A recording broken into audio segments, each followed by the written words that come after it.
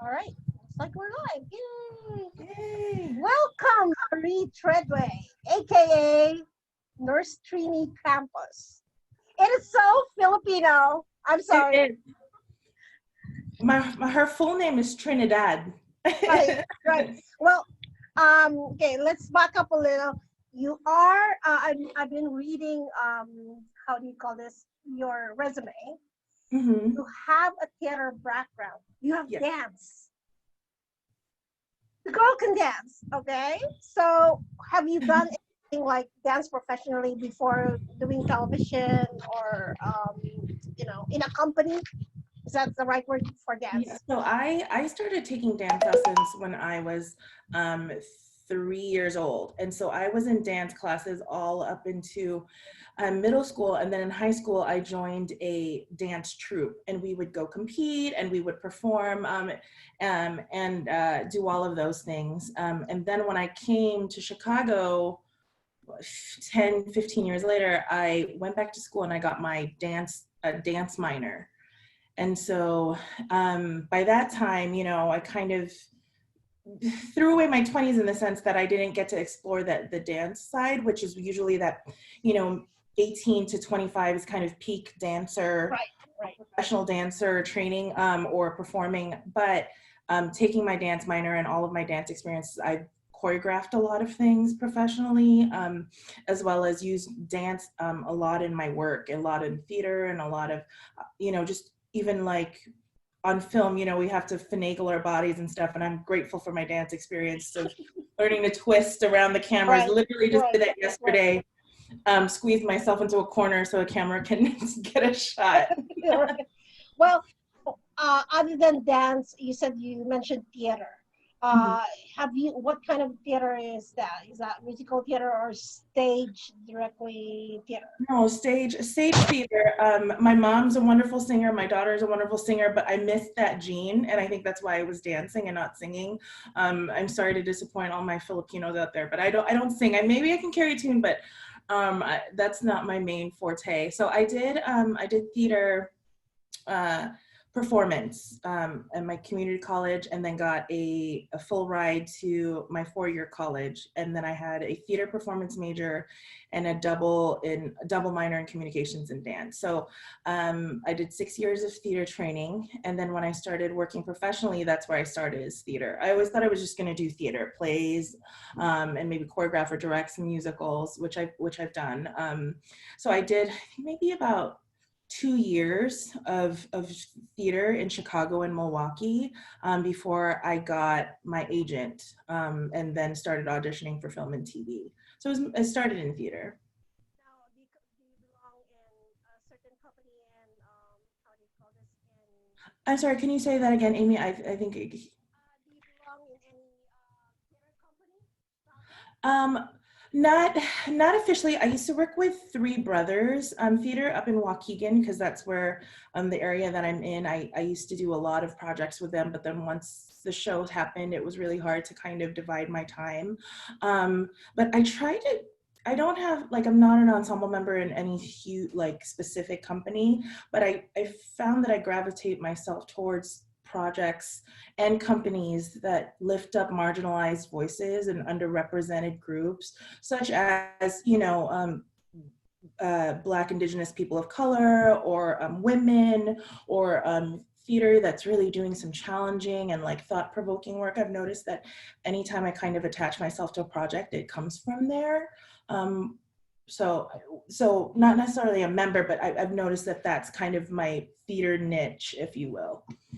Now, are you concentrated on Chicago as far as your market is concerned, or have you gone other than Chicago and Milwaukee outside of Um, the so what's great about where I lived, because I was going to college in Wisconsin, but I still had things happening, in Chicago. My husband and we found a house kind of in the middle of that. So it's been great working professionally. I only do theater things up in Wisconsin, but it's been great to be able to do both. But I only film the TV show in Chicago. Now, this is probably a very redundant question, but I guess I need to ask it, especially for those people who are um, let's just say the younger folks who are trying to get into the business in general, the entertainment business. Like, I have a daughter who's in theater. I guess she sings. She's been theater knee high until now. Um, how important is education? When I ask that, it's like a lot of people like, and not to demean anyone or whatever. I'm not sure if you're aware, in the Philippines, um, our idea of being in show business is you gotta look good, and sometimes talent takes second place. While here in the US, you get to find out like, okay, if you really look at it, most of your very um, and I say most, not really predominantly, but most of the actors that succeed, or let's say have a very stable working or being employed by the business, or have backgrounds on or let's say have a foundation in theater or have educational background on theater or film. Now, how important is that, do you think? To me, I think it's important because you can have all the raw natural talent, which does Right. get pretty far. And sometimes, depending on certain areas, like for example, Los Angeles looks get you far as well. But I think what you're talking about is the longevity and Right. the stability of a career, which sometimes those things, talent and looks, don't Correct. add to all.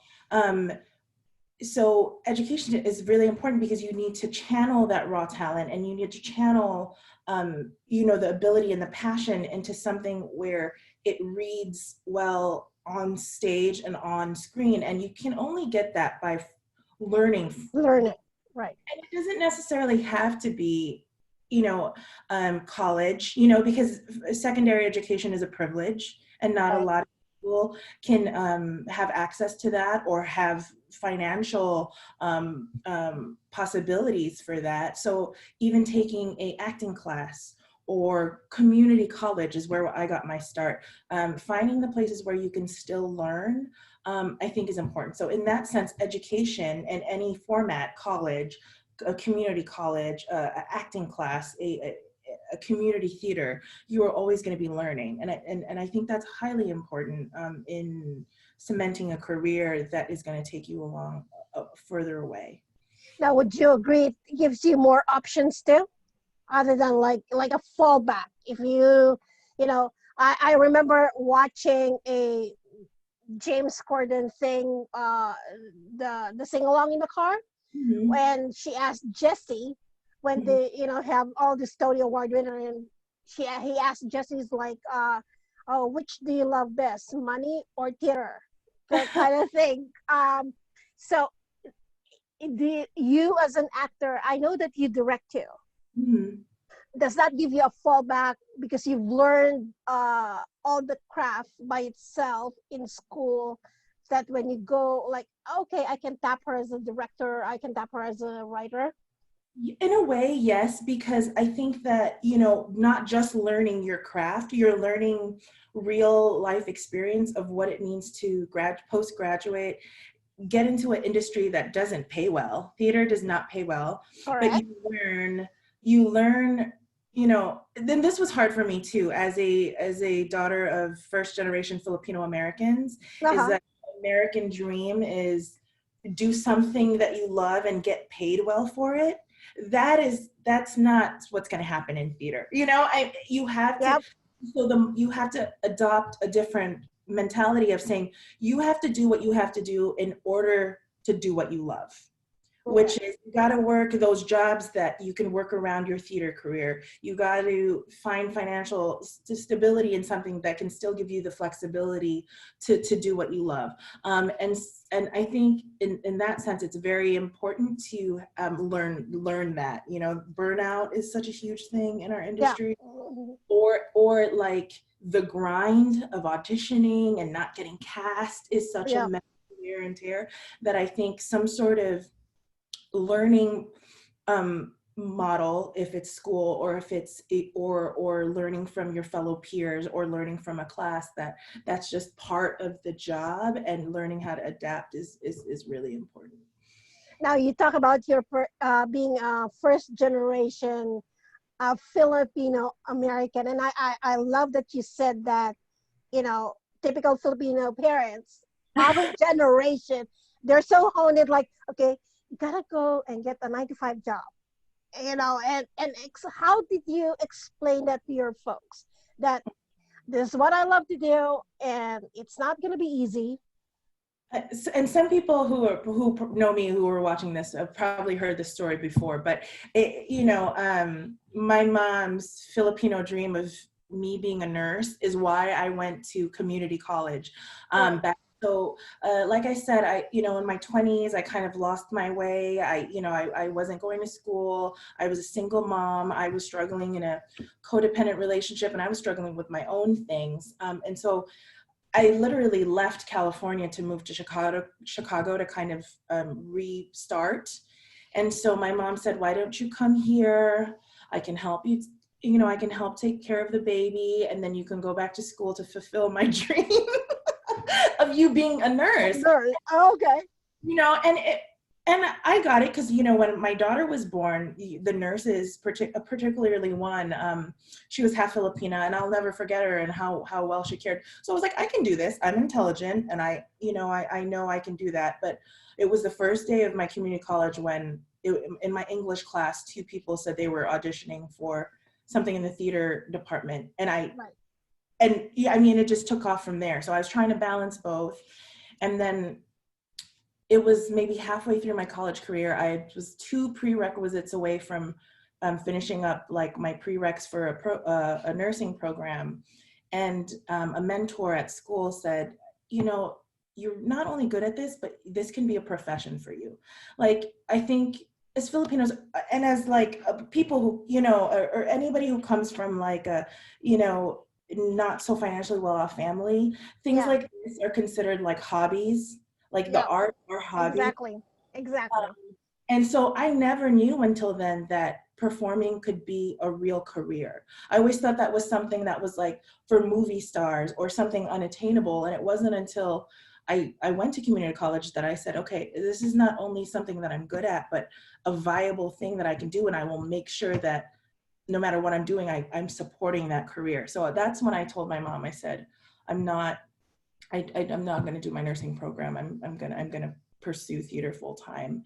And then it was so weird because once I decided that, I feel like the universe and higher being up there kind of helped me shift my focus and my way. And I met my husband, who was basically said, I got you, I support you, follow your dreams, and was able to help financially and like emotionally. I got my full ride to a theater school, a theater, focused school. And it just, I felt like once I accepted that, that's when all the paths opened for me.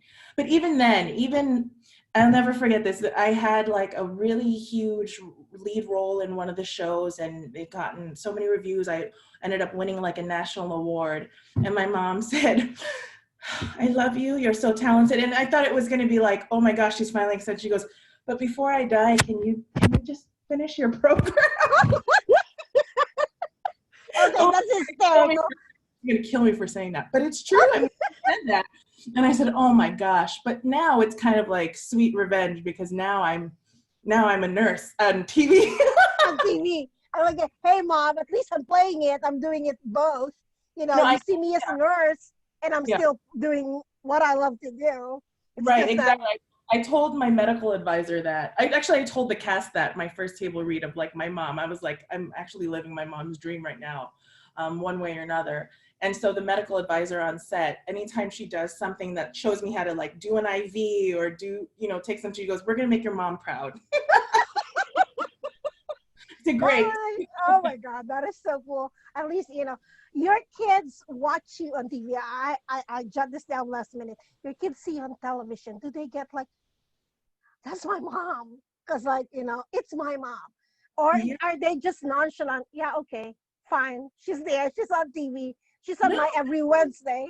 they're really great. The first time they ever saw me, it was like my first episode aired, and Right. we all sat around to watch it. Daddy and mommy kept saying to my little 4-year-old, or she Right. was 3 at the time, they go, that's mommy. And she was looking and she was like, no, like she didn't understand that I was in front of her, but also on TV. Right.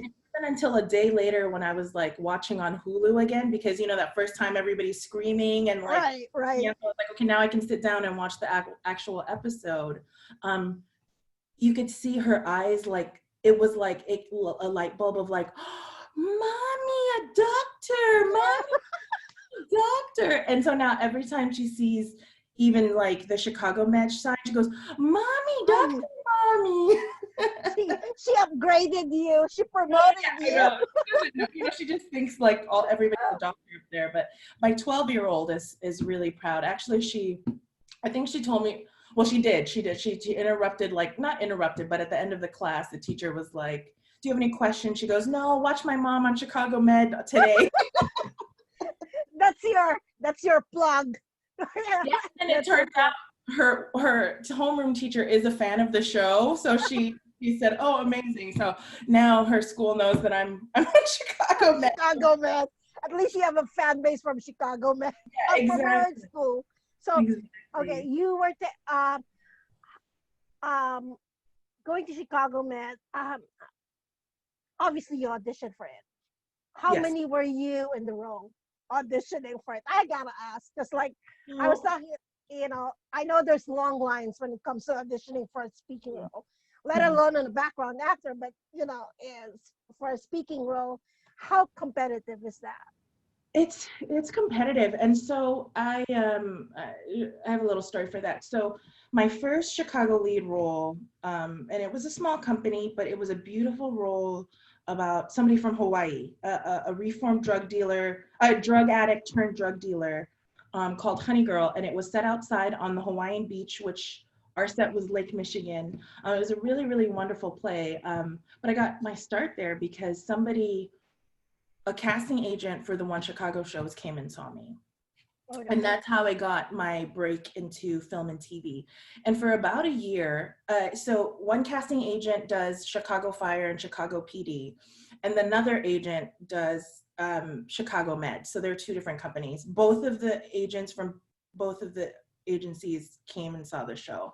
But I kept going in for Fire and PD, and I would almost get it, but it was like, anytime it was like an Asian woman, there would be like 10, 15 of us like in the casting office. But they had gotten to know me at this point because I had been coming in for Fire and PD, that sometimes I would go straight to director sessions, which is nice. So it's only like 3 or 5 of us or whatever, but I just couldn't, I couldn't get it. Like I would be on hold, I would be like top 2. And then then my agent would be like, no, they didn't book you. And so I'm like wondering why. And then I think a year of that came a Med audition. And I had never been in for that agent, but I read the script and it said Trini Campos, like they had their whole name. It said Asian American, but I read it. I'm like, this is a Filipino nurse. Like I know in my head, I know who this nurse is. I know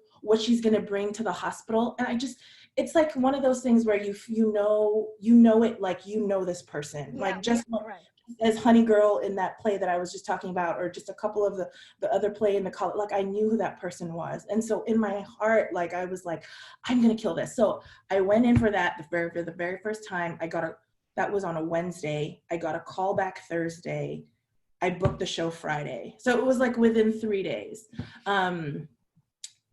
Yeah, and so that was, and then I shot the next week. So it was a whirlwind kind of audition process for the show. That was season what you and me came in? So that was last season. So that was season 5. My first episode was episode 8. Right.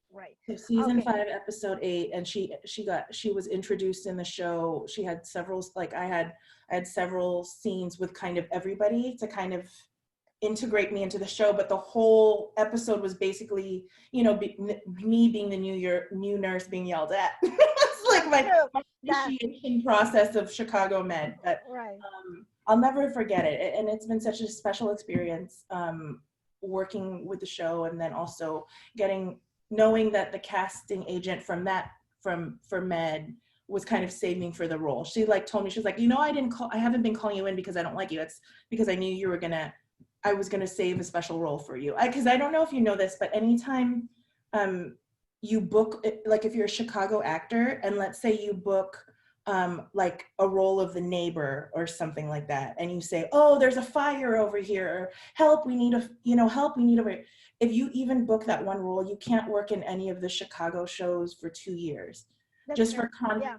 continuity purposes. So you can't be a neighbor and then a doctor. I mean, you could be the same nurse, but it's very rare when they cross over anyway. So Yeah, I was talking to Kurt Nabig, who was also on Chicago PD, and I remember he was saying like, because he got shot, he got killed literally on the show. So he goes like, oh, and I had to ask him, it's like, when are you coming back? Well, I gotta wait 2 years before they resurrect me. yeah. This goes like, okay, all right. There's such a thing as flashback. Right, there you go. But it's so it's television, theater, you're doing everything. It's exhausting just looking at it or just hearing from it. I'm reading through your interviews and everything, but I can sense personally, you love it. You love what you're doing. I do. So it's is this something that I know we were talking about longevity earlier, but is this something that you see going beyond Nurse Trini? Sure, absolutely. I mean, and I always say I'm grateful, because I'm truly grateful. My role, like Lorena, who plays Doris, Yes, right.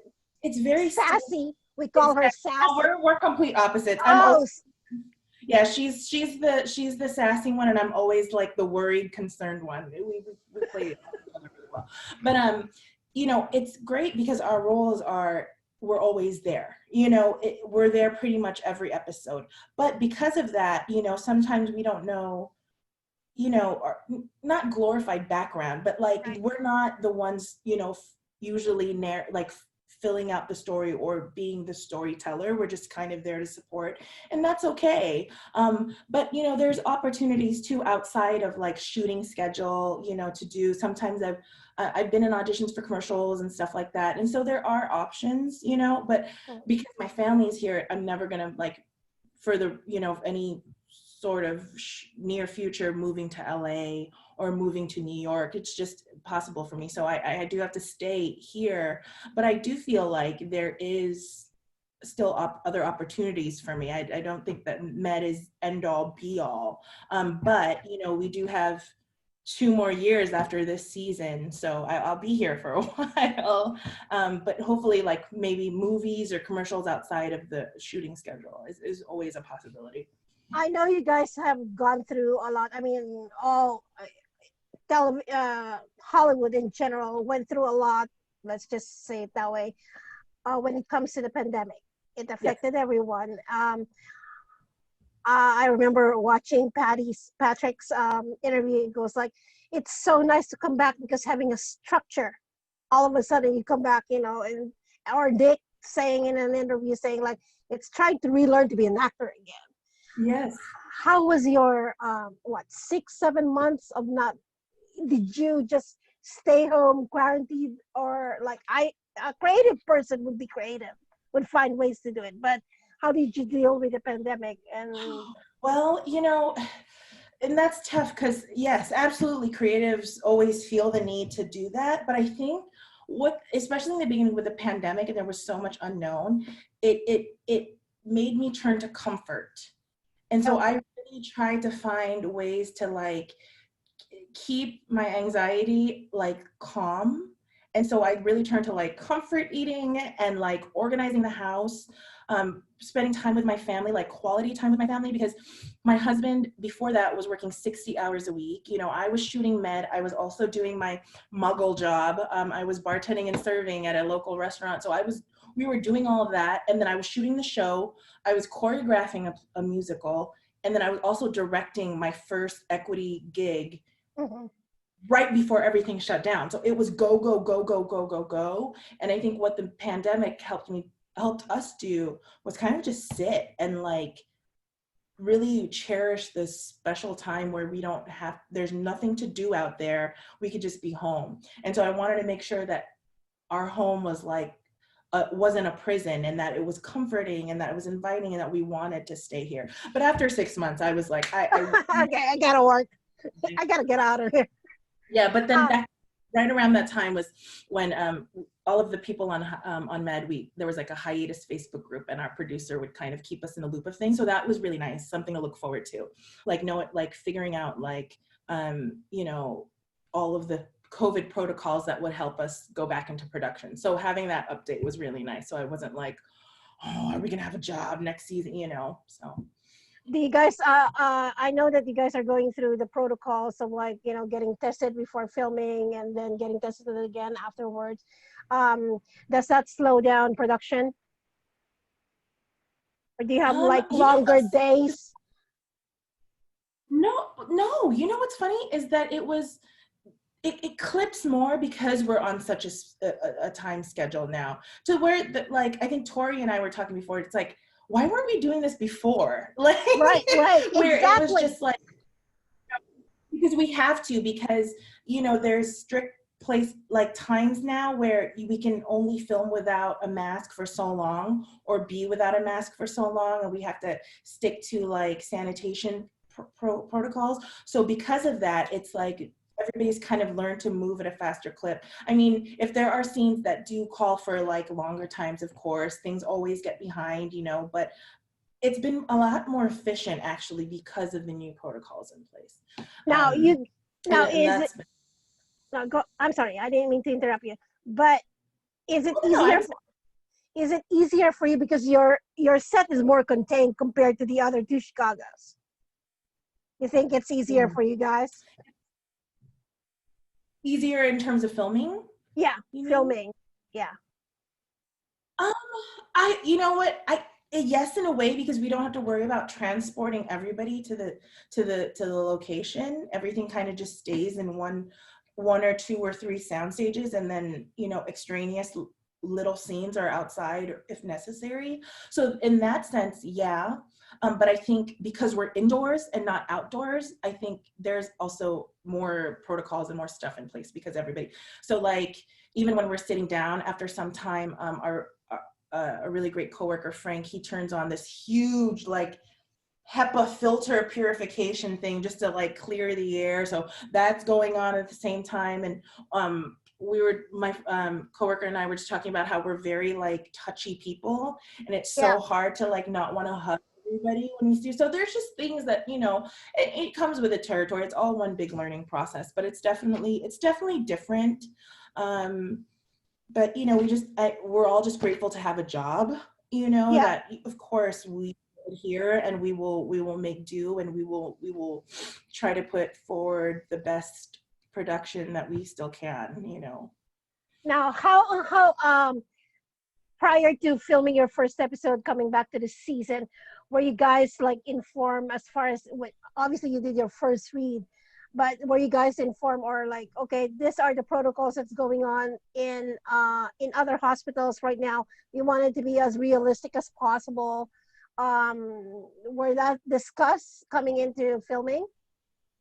So yes and no. So the main cast, I know they had a training session on set, but before you go in and film or whatever, SAG, which is the Screen Actors Guild, and then the Directors Guild, the Writers Guild, the local IATSA, and the makeup, like everybody who is part of the show and part of the union, like 6 or 7 groups formed this document on how to keep the set as safe as possible, you know, without, you know, I mean, of course, no set is going to be 100% safe, but they've had this really great document in place to where I felt safe as soon as I read it, of like, of course I would never want to bring anything home to my kids, but of course I would never want to bring anything to set. And what they put in place was really great in terms of expectations for them, expectations for us, and in reading about what they were planning kind of helped, I think, everybody nerves be alleviated. But it's still a learning. I mean, even now, you know, some protocols are different because it's a huge learning process, but knowing that before filming was like a really great asset, knowing like all of these. And then it wasn't just the guilds, it was also, you know, doctors, the top doctors, you know, all of the research, you know, to back up those protocols. Okay, I know most of your scenes are with Dr. Manning. Yeah. Is it right? I kind of like watch all your episodes the last 2-3 days. I had my IMDb watching it, picking it out. But you do pair me with Tori a lot. Yeah, they do. How is it like working with Tori? She's great. Okay, so Tori's a sweetheart. I think what happens is because, you know, she needs a nurse, she always mostly has pediatric cases. So sometimes it would be hard for Doris to be exactly to be the soft-spoken. I don't want to speak for anybody, but I feel like that's what I was thinking too a couple months ago. I'm like, I'm usually with Tori, and I think it's because, you know, with the kids and stuff, you know, I know Trini will be very empathetic and caring to the kids. Not to say Doris wouldn't right. be, just a different vibe. Right. I think she paired with Will a lot. Right. So Tori is so fun. We found out, I think, a little bit before filming stopped last season that we are like 10 days apart to the year. So yeah, so we're very similar. We get along really well. She's a voracious reader, as am I. So we have a lot of things in common. I think the whole cast in general is so down to earth. And I know I'm lucky because I know I've heard horror stories about other sets and other shows. So I'm lucky that the cast is so open and genuine and kind-hearted, but also really generous. Like, and Tori and everybody, they always say, okay, we can have this moment here. You know, they're not screen hogs. They're not always worried about them. Like, they're really, really generous. And so I love it. Yesterday I worked with Brian, and the other day it was Brian Dom. It was like a huge thing.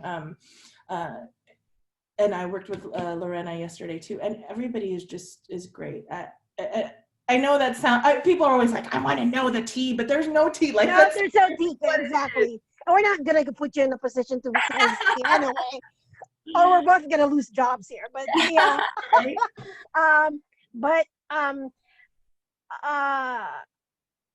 do you have a favorite? No, I don't. Not just a favorite, but like somebody asked me this too. It's not that I think there's always different dynamics, you know? Right. I felt like with Brian, like right away, like the first time we ever worked together, the way he is almost like really a big brother. And so I think within like the first hour of meeting him, I was telling him like my life story, and he was genuinely listening to it. You know what I mean? And like, is that the Asian in us? Brilliant. You know, he was telling me he had a Filipino best friend growing up, you know, so like it was, you know, he sounded like, you know, he was like emulating his mom, and I was like, that sounds like my mom, you know. So it's just different dynamics with everybody, you know. But I get to chat with Lorena the most, just because when we do work together, it's kind of in the same level of what we have to do. And so she's given me so much advice on beat, you know, it was my first TV set ever. So she's given me so much advice about everything. It's just like backstage stuff as well as on camera stuff that you can't really get, you know, from everybody. And so having her on the set has just been really amazing, because she's like not just a mentor, but like a friend, and then also, you know, somebody that is at this, that like she understands the questions that I ask, you know, and understands where the motivation is coming from. So that's not a favorite, but definitely I have the most, you know, conversations with her about stuff. In common. Yeah. And yeah. So okay, Go ahead. Go ahead. Go ahead. Go ahead, Marie. You Except, were I saying. was gonna say it's usually like that with everybody except, Oliver Platt. Like I still get starstruck with Oliver Platt. So it's usually just a hi, good morning, how are you doing? We don't really get to chat, but Yeah, that was my go ahead, go ahead. that was what I was gonna ask you. Is like, do you get starstruck? Because most of, Starstruck. yeah, especially the veteran actor, you have everything. Oh my God! All Yeah. right, that's Law and Order I've never 20 years. Right, Epatha, but Epatha was actually the first person who ever spoke to me, and she is so chill and amazing and down to earth. She's like, first of all, she's from Detroit, which is where my husband's from, so they already have that, like, I don't even know how to explain it, but it's just like approachable, like down to earth, like really generous person. But I don't really get starstruck, but I get like starstruck about the weirdest things. So like everybody, you know what I mean? All of these people are like celebrities and I have no problem chatting with them, but it was Heather Headley. Yeah, yeah, Do you yeah. know who that is? Who Right, plays right. Gwen Garrett? Yes. I'm a musical theater like nerd fan. And so when we kind of had a scene together, but it was like in a passing kind of way. I was so scared to even like look at her. I was just like, that's Heather. She's in the color purple. So it was just Yeah. like weird, like things like that. But and then the guest star that I worked with this episode, I'm not gonna say who because I No, don't no. think I can. But they are a legend. They've been in a lot of movies, and I couldn't believe that I would be working with them, and I was just so scared, but I can't wait to share the story. But we were able to talk about our children, and they shared so many like personal things with me, and we got really close, and it was a very special experience to like not only learn from like a great, but also see their humanity. It was really, really special. So I can't wait until I think this episode that I just finished filming is probably going to be my favorite episode so far. Oh. I guess that's all I can say. Okay, no. We want surprises. We don't want, we want to be surprised. All right. Okay. I'm taking so much of your time. I just have like before I, we run down everything. I have a little kind of like I do this to every interview I usually do. I want you to describe each person in one word. Okay. Okay, I'll say the name and then Okay. Tori DeVito. Hilarious. Nick, okay, Gofus. Humble. Dominic Reigns, the new hottest guy that I was told. Chivalrous. Really? Oh, he's the best. I'll never forget, we were going on location one time and he stood outside the van. This is when we could all ride together. He stood outside the van and held all the women's hands out the door. It was just like one step, but he like waited outside and like helped everybody out of the car. He's the kindest, sweetest ever. I actually emailed his agent begging him to come for an interview. And then NBC said like, Amy, you gotta wait a little later. Okay, fine. Brian T. Kind. Yeah. Yeah. Regal. Yeah, she is. I mean, all the hair too, man. Seriously. She just holds herself. Like you could tell that she's just this like energy is just, it's so regal. I love her. I was doing a research on her. Like I didn't know that she was the one with Tyra Banks. She was one of the finalists. That's how I knew her. I grew up watching her. And now like remembering all of those episodes, like people would, I remember their critiques was like she would come off as like snobby but she's not like that at all. She's one of those people who you can just tell she always thinks before she speaks because she's just very grounded in who she is, and she's not, I hate the word unapologetic, but she takes space, and it's right. a watch. I love her. She's great. Okay, Oliver Platt. Intelligent. He's always in his script, like you could tell that he's just an intelligent actor in person. Evita. Patha? Evita, I'm sorry. No, that's okay. She's hilarious too. She's funny. I love her. She cracks me All right. up. Okay. I know that a lot of the fans are how do you call this uh I Oh, we forgot are Marlene. Marlene. I Yeah. know, yeah, Marlene and Loretta.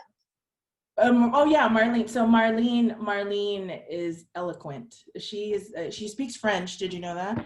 And she's always like, yes, she always knows what to say at the right time. Yeah, she started as an MTV VJ in Canada where she spoke French. Yeah. Okay, that's a new. That's Yeah. something new. That's a new uh, trivia. and I know Lorena is theater too, right? Yes. Yeah. Oh man. Okay. I know I said hilarious so many times, but Lorena, oh man, she's so talented. She's naturally funny. She's what is it called? Just what's the word? Comic skills are just so improv queen. She's so Can good. you tell her that I'm watching her Instagram and she makes me laugh? All the Yes. stuff that she Did posts you on see her like her Instagram. character as Right. the I told her, I said, I'm mildly attracted to you, and it's so weird. I sometimes, especially this past couple of months, you need something like that. That Right. you open your phone. Okay, I need a break from COVID and politics and everything. You go to Instagram and you find something like that. Thank you very much. It's kind of like that. Um, how do you call this? How, I'm not sure if people have asked you or have you gone to the fan sites of any Chicago. One of the posts that I remember seeing when the first two episodes aired, and this is I think most of them were saying, I don't say this just to put people down, but they said that how come Chicago Med had to devolve how to do a episode about the pandemic Oh when it's yeah. already, we go Everywhere. to tell it, yeah, we're already living it, but you go to television, you watch television to be entertained, and yet Escape. fine, yeah, to escape. But I It's so mean, it's go so ahead. funny. Number one, it's like damned if you do, damned if you If you don't. don't, With correct, anything, it's right, like if we didn't cover COVID, somebody's gonna say, well, that's not real or it's not rooted in reality. But I think one thing that I feel like everybody should know that Dick Wolf, all of his shows pull from real life situations, exactly, news exactly, headlines, and I feel like as a medical show, it would almost be irresponsible to not cover it in a way. But within that, right, even when you get the people who are like, well, I'm glad they covered COVID, but they're not doing it correctly because the emergency department is walking around with no masks on. It's just one of those things where you're always going to get a critic. And so I just say to those people of, I know that it's wearisome to always continually maybe have to experience COVID, even through the shows that you're watching and that you're trying to escape reality from. But what I think the whole entire production is trying to do is trying to bring you the stories that you don't see. Because I feel like if you constantly hear about COVID, but you've never experienced losing a loved one to COVID, how do these are what these first responders are dealing with every day in, day out. These are what these patients are dealing with.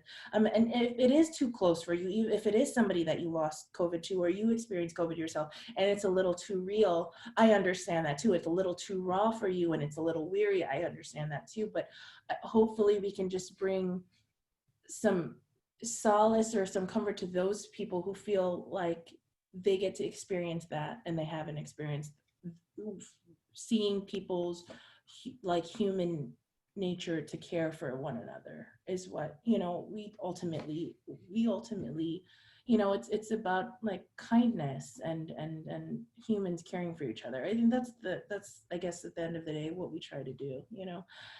It's the critics, what's Facebook Right. commenters are just sometimes, and I know I'm always the one to like I always want to respond and be like, that's not what it is. Yes, right.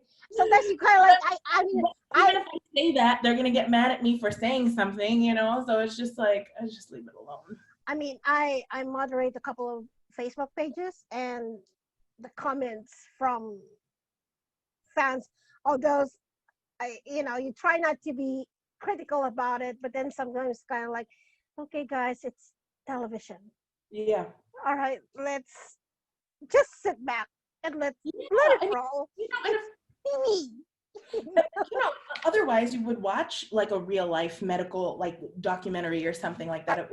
Even before COVID, we would have to cheat procedures or like that. It's not technically how we would do it because it's TV, and something, a surgery is not going to go exactly the way it is really done in life to cut out time and to cut out, just practical things. And so, I feel like it's TV, so everybody just has to try to take it with a grain of salt. I don't know.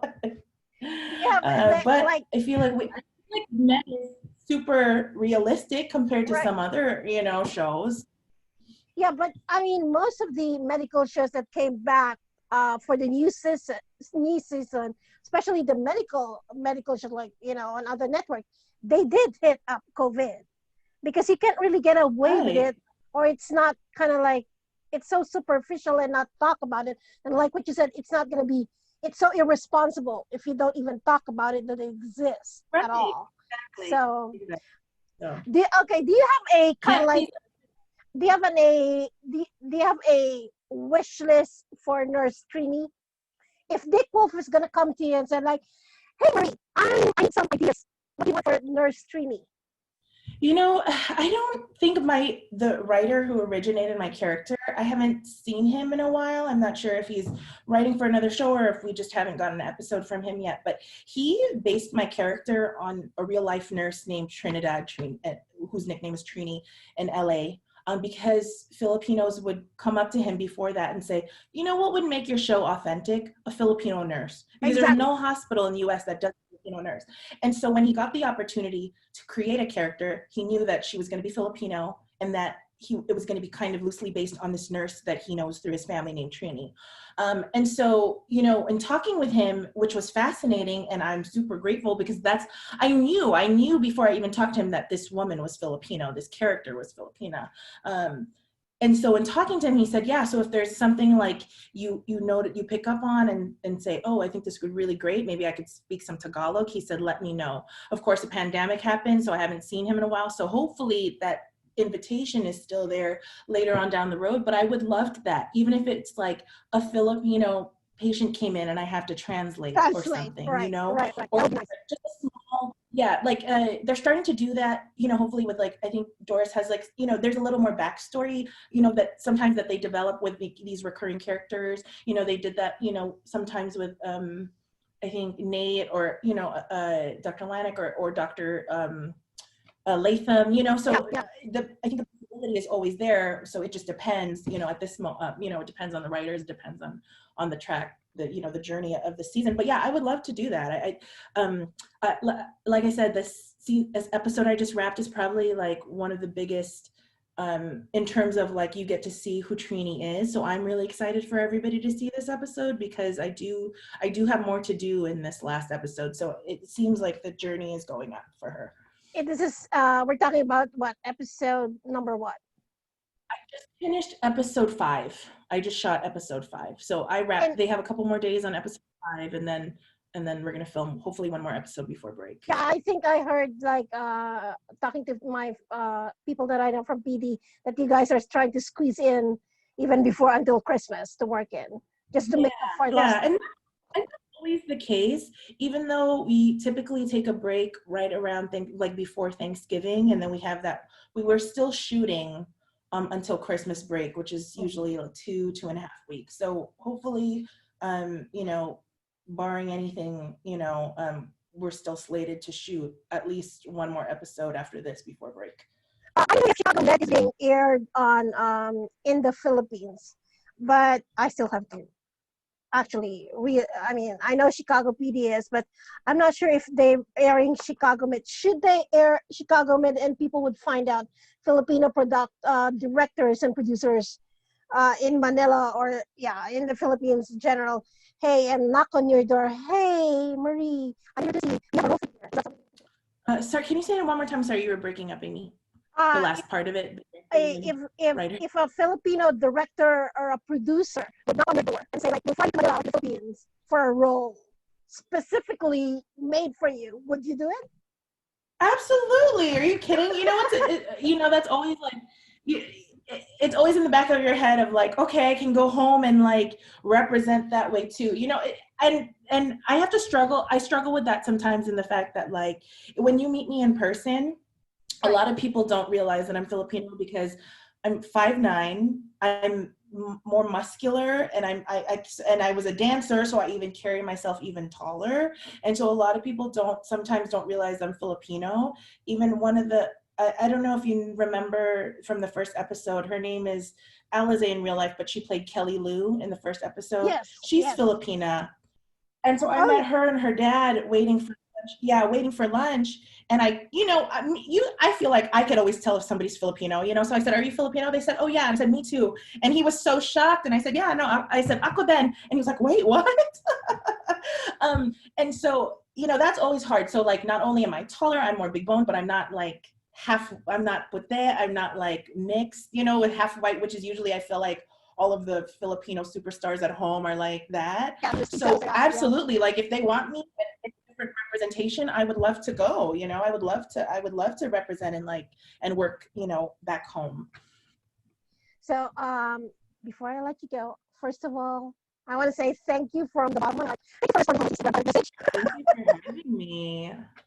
So we are looking forward for more Nurse Trini, and you will let us know. Do you have any other projects other than Chicago Med going on that we should right know? now? Currently, actually, yes. So on December 14th, there's a nationwide play reading event on gun violence. So about 45 companies or schools or universities have been working on this group of plays that are all about gun violence. And so on December 14th, you can tune into your preferred one, and it will be a collection. So I'm directing one of the plays in that play reading, and it's all women who are of color as my cast, and I'm really, really excited because they're amazing. So that's going to be on December 14th, and we're recording it. We're recording the reading tomorrow for it. And then I'm also producer of this really great holiday show. It's going to be kind of like a marathon all-day situation where there's going to be, the main thing is a different take on a Christmas Carol. With lots of new different perspectives, as well as like some sketch comedy, some performance, some little like variety bits. And then there's also like some sort of what is it called? Twitch, streaming stuff happening. There's so much going on. A light show, a DJ party, original composition, and that's on December 19th. It's free. It doesn't cost anything. There's also a mental health counselor to listen if you have any sort of, it's kind of basically trying to deal with the seasonal depression that people may have or whatever. So something to kind of lift your spirits and look forward to during such a kind of season where sometimes you don't feel all the way, mentally there or happy. So that's a really great project. So those are the two things that I'm doing. And then hopefully, next year I'll be taking on more projects. Yeah. So anyway, thank you so much, Nurse Trini, Marie. I appreciate you. I mean, I appreciate the time that you gave us, and obviously the fans are going to be watching this. We'll be reposting it. I'll send you the link so that you can, repost it for yourself. But I appreciate it, and come back soon. Other than if you have any other projects other than Chicago Med, know that there's somebody watching you, and and I took your pictures and I do share them to the fans. Oh, awesome. Thank you so much for having me. even my daughter, because I share messages with my daughter, I've talked to people from Brazil, from the Philippines. I actually am sending out Christmas cards to like, I think like 5 or 6 global international addresses because they were interested in a Christmas card. So I'm always grateful to like meet so many amazing fans. The shy hearts are so like ride or die, and they're Right. so amazing.